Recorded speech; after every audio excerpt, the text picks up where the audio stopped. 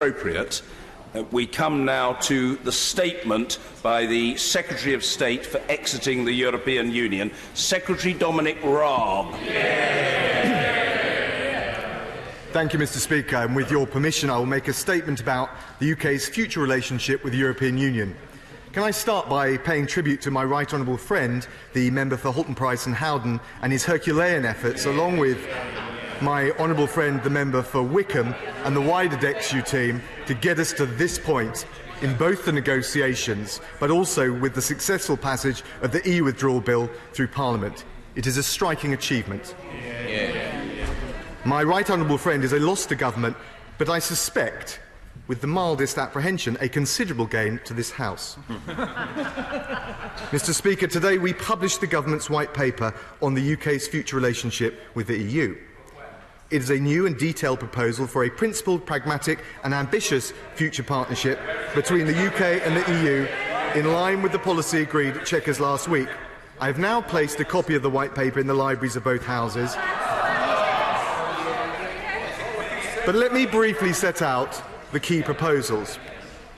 Mr. Speaker, the government is determined to build a new relationship that works both for the UK and the EU, one grounded in our shared history, but which also looks to a bright and ambitious future, a relationship that delivers real and lasting benefits to both sides. First, Mr. Speaker, the White Paper confirms the UK will leave the European Union on the 29th of March 2019, forging a new way in the world, outside the single market, outside the customs union. It safeguards the constitutional and economic integrity of the UK. It reclaims the UK's sovereignty, and it protects our economic interests by minimising the risk of any disruption to trade.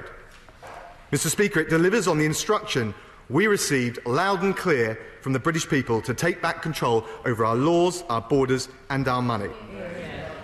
And in delivering on this vision, the government proposes an innovative and unprecedented economic partnership based on open and free trade, maintaining frictionless trade through a new UK-EU free trade area for goods underpinned by an ongoing common rule book, covering only those rules necessary to provide for frictionless trade at the border.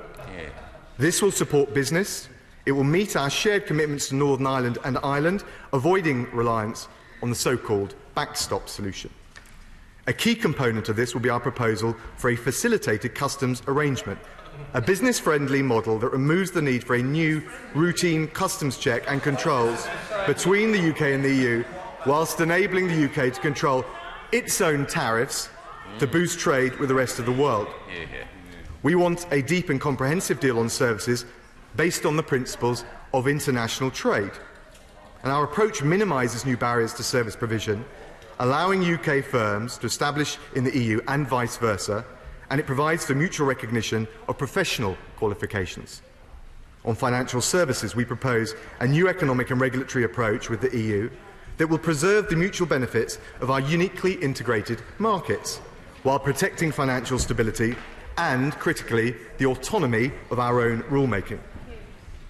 Crucially, our proposals on services provide the UK with regulatory flexibility in the sector, including our dynamic, innovative and digital sectors, which will in turn open up new possibilities in relation to trade with the wider. Mr. Speaker, as we leave the EU, free movement of people will come to an end. We will control the number of people who come to our country. We will assert stronger security checks at the border. Order. The Secretary of State is trying to complete his statement in circumstances in which there is manifest discontent in the chamber. Let me say to the right honourable gentleman, whom I welcome to his new responsibilities and whom I congratulate on his promotion to the Cabinet, that I recognise that collective decisions are made upon these matters and they're not all his individual doing. It is a source of considerable unhappiness in this chamber, as is manifest and has been over the last hour or so on both sides of the House, that the right honourable gentleman is delivering a statement about a white paper, copies of which are not currently available to members of the House of Commons.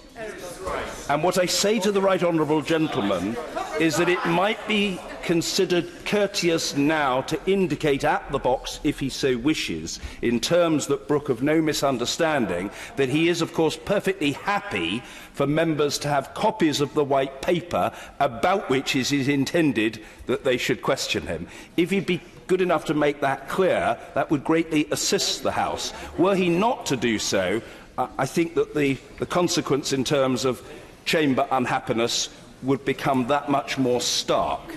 Secretary of State. Well, thank you, Mr. Speaker, both for your warm words. The white paper should have been made available. It will be immediately. It will be made available as soon as is practically possible. And Order. I'm grateful to the Secretary of State for what he said. I'm advised that copies are available to some people. If there are copies in the vote office, all I'm asking the right honourable gentleman is this. Is he content, as a member of Her Majesty's government, indeed the cabinet thereof, that members of Parliament should have a copy of the white paper about which they are to question him? It's quite a simple inquiry. Yes, of course, Mr. Speaker, and just for clarity, it's already available on the website for anyone that wished to procure it that way.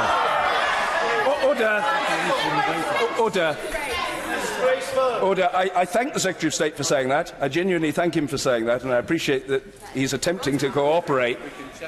As the document is in the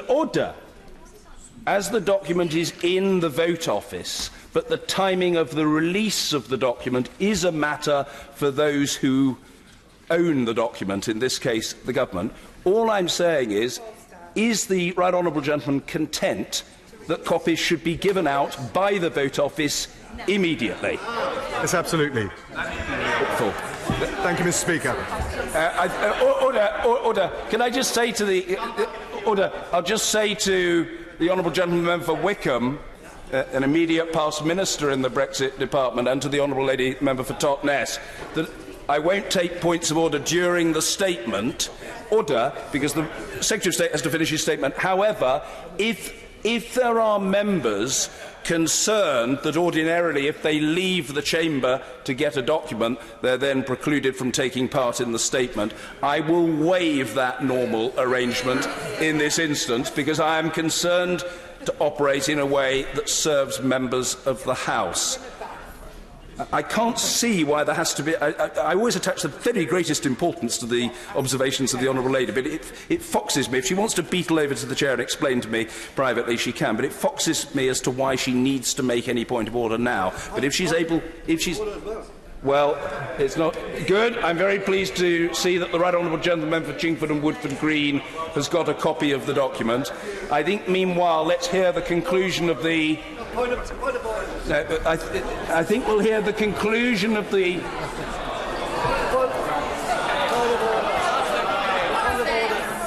Well, I very order.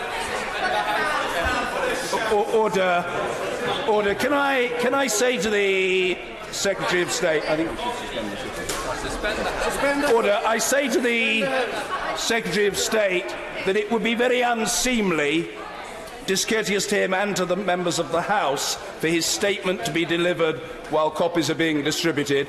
I will therefore suspend the sitting of the House for 5 minutes. It is most regrettable that this situation has arisen, but I am dealing in a way that I think is constructive with what has arisen. 5 minutes. Thank you.